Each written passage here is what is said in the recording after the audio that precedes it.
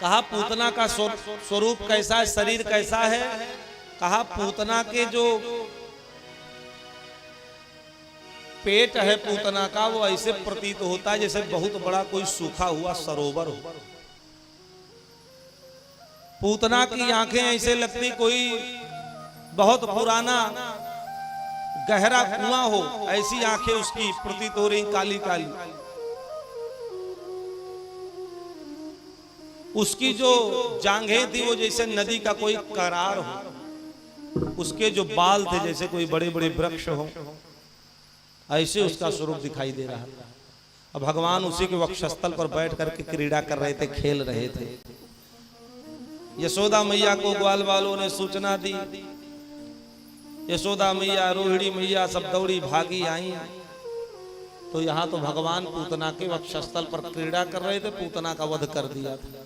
यशोदा मैया दौड़ करके भगवान को अपनी गोद में ले लेती और भगवान का लाख लाख धन्यवाद ज्ञापित करती। हे प्रभु, आपका लाख लाख धन्यवाद, लाख लाख शुक्रिया। आज मेरे लाला को आपने बचा लिया।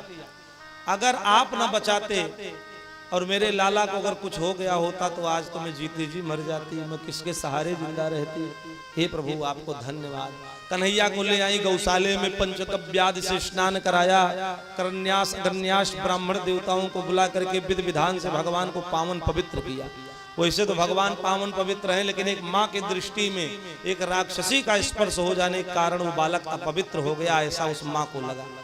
तो सारी विधि विधान, लौकिक वैदिक जो विधि थी, सब प्रकार से भगवान को सोचा मेरा बालक पवित्र हो जाए, पावन हो जाए, क्योंकि राक्षसी का स्पर्श हो गया इसलिए अपवित्र हो गया।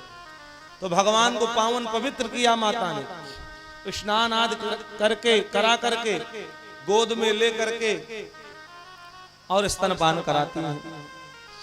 इस प्रकार से इधर नंद बाबा को भी कुछ आभास हुआ कि गोकुल में कुछ अनहोनी घटना घटने वाली है, कुछ गलत होने वाला है, मेरे कन्हैया को भगवान बचावे।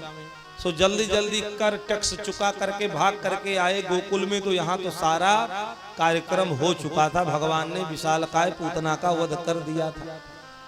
नंद बाबा ने भी भगवान का लाख लाख धन्यवाद ज्ञापित किया, भगवान का आभार व्यक्त किया। अब ये होने लगा कि इस पूतना के विशालकाय शरीर का अंतिम संस्कार कैसे किया जाए।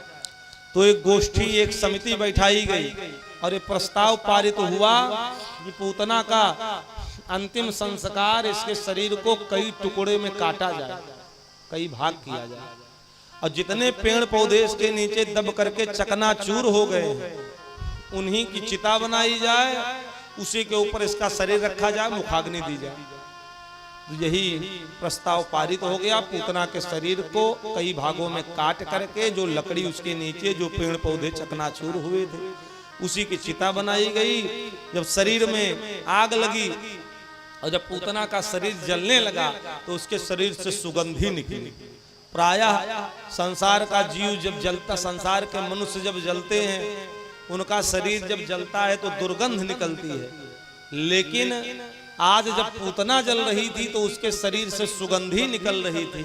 तो परीक्षित ने कहा, गुरुवर, पूतना के शरीर से सुगंधी क्यों निकल रही है, दुर्गंध की जगह सुगंध, ऐसा क्यों? तो महान आश्चर्य है। तो सुखदेव जी महाराज कहते, परीक्षित, पूतना के शरीर से सुगंधी इसीलिए निकल रही है क्योंकि पूतना के।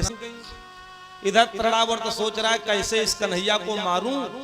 इतने में भगवान की आंख खुल गई। भगवान दोनों पैर को ऊपर उठा करके ऐसे ऐसे चलाने लगे, जैसे छोटा बच्चा पैर को ऊपर करके जैसे साइकिल चलाई जाती है ऐसे चलाता, ऐसे चलाने लगे।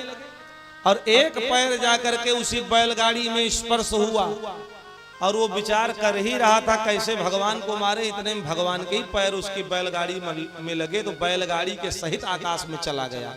जब तक कुछ सोचता विचारता, इतने में तो सीधे आकाश में गया और बैलगाड़ी के सही सीधे पृथ्वी पर धड़ाम से गिरा। तेज की आवाज हुई और उसका भी गोविंदाय नमो नमः हो गया।